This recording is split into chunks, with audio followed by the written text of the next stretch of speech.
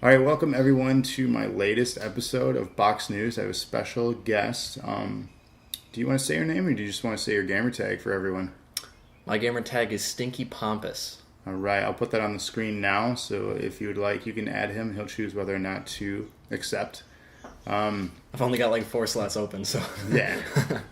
So today we're going to discuss the game that we played recently called Wolfenstein The New Order. It was released on the Xbox 360, Xbox One, PS3, and PS4. yes, No other platforms. No Wii U release. no Okay. Wii U release, and I don't believe PC either. No PC. That's a bummer because that's kind of the stable. It's a big. Yeah, that's the big PC title from back in the day.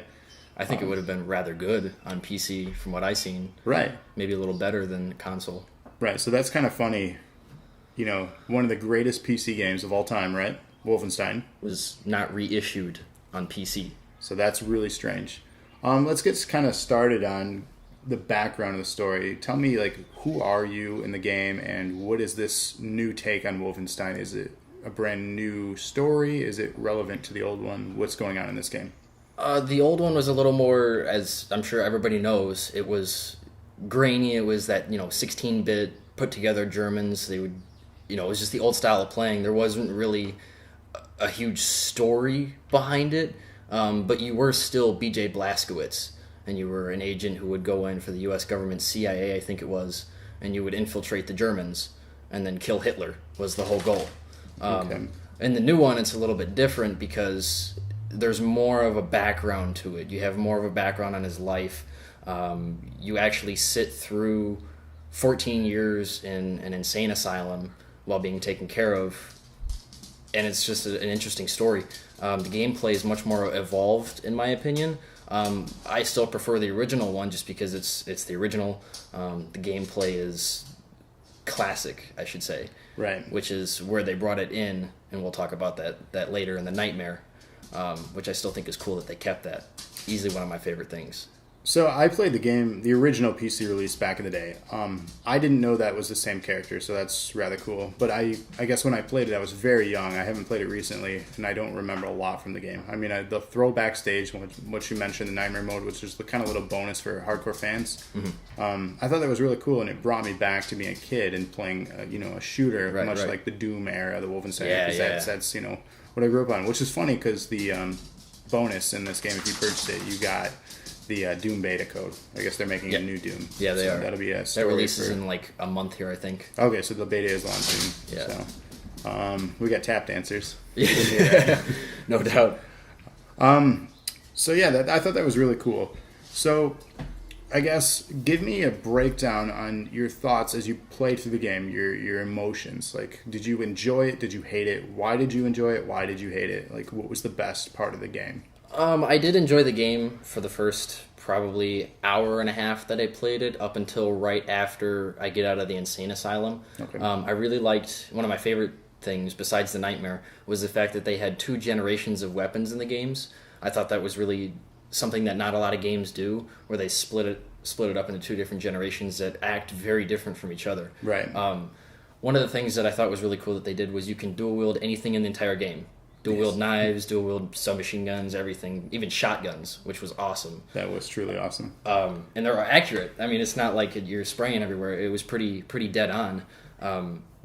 But I thought the storyline was more enveloped than a lot of other games that I've played recently. Granted, it's not the most entertaining storyline, but me being a history buff, I kind of like the idea of playing as a person after the Nazis won the war, right? An and still alternate continuing history. on, right? An alternate history. I thought that was really interesting.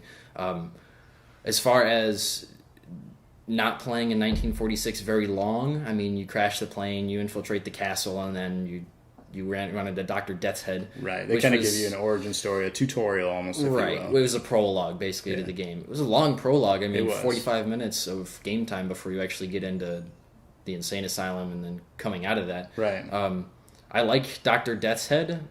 That was interesting. I think the target still should have been Hitler, though. Right. I think it was I think they should come out with another one. Or an expansion.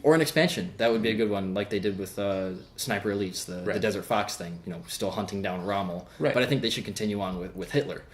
I think they kind of left that open for that reason. I think they did too. I mean, with gaming today, it's a cash cow to make DLC, and it's funny that you have day one DLC with some games, because why was that not bundled with a game then? It's their way of making money. So I could see Hitler as being an add-on, or depending on sales, a sequel.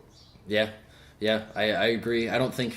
Well, I don't think they could justify a sequel. Without spoilers, I'm sure you guys could figure that out now, what we're implying here. We're not going to say it, so you don't hate us, but yeah. Right.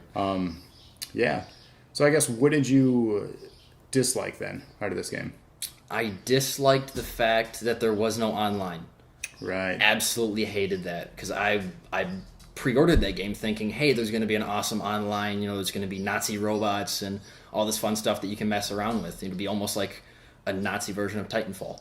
Right, which would have been phenomenal. Which would have been a great thing to do for the game, instead of just having 2 different campaigns.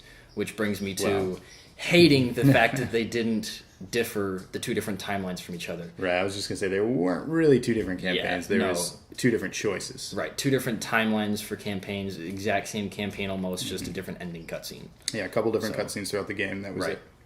That was pretty much the determining factor.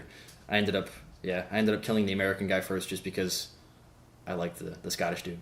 Right, which, it's so funny, like, I can't even recall who I killed now. I was so out of it at that time. I'm just like, meh. It didn't catch my interest at that point. It was like, oh, I'll kill this guy. It doesn't really matter. Right. So, I killed the one on the right, whatever that one was. I don't remember. I think that was the Scottish dude. Was it? Might have been the American dude.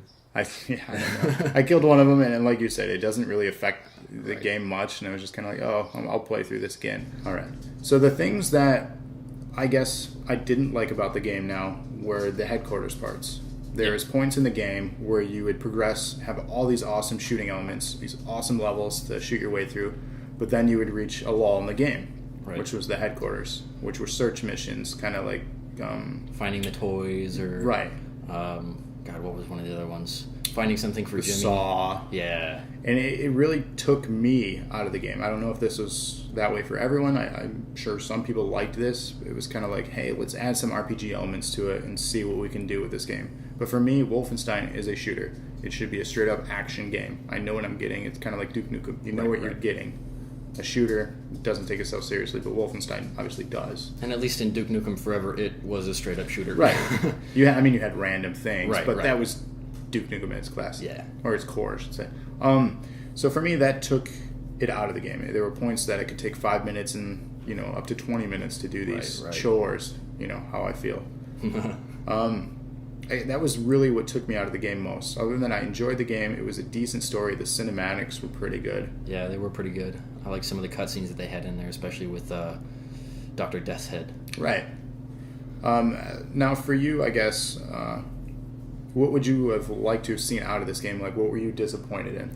One of the things that I noticed in the headquarters was when I walked upstairs, just past the knife throwing, when you walk into the tool shed, if you kept going past that and turned left, across from the bed where you get into the nightmare mode, which for some of you may not know, it's where they take you back to the original graphics, and then you can play the original game style for probably 5-10 minutes maybe. Just that first level of the game. Just the first level of the game. But across from that, there was a vent, and you can, with your laser cutter, you cut the chains in the game. Well, that vent had a chain sticking down from it, so instantly I recognized it as, this compound is going to be invaded. I'll probably need to use that as an escape route, and which is exactly what ended up happening. Yeah, so that I was noticed that too, and I was like, why can't I use my weapons that I just had in here? Right, and exactly. You were able to throughout the game. Spoiler alert. Yeah, spoiler alert for everybody on the screen who hasn't played it. That just really set it off for me. I was like, well, they really didn't care too much, it seemed like, about the ending or a surprise in the game. Well, I mean, for us, we noticed it, but is everyone going to notice it, I wonder? That's true. That's a good point. Some people may think that it's just something hidden down there and you can only discover it later. Right. But I guess for me, it was just an assuming pointer. Right. I just thought it was an unlockable area or some hidden achievement. Right. Which brings me to the next part. Let's talk about achievements for a minute. If you guys know me at all, you know I'm an achievement junkie. I have just reached 109,000 gamer score with Wolfenstein now.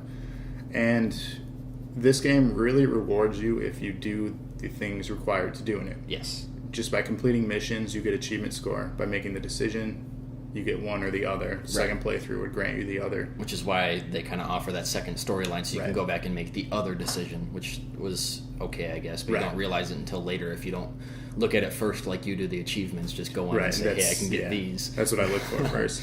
And then the other thing was the difficulty, obviously, when you played on Uber.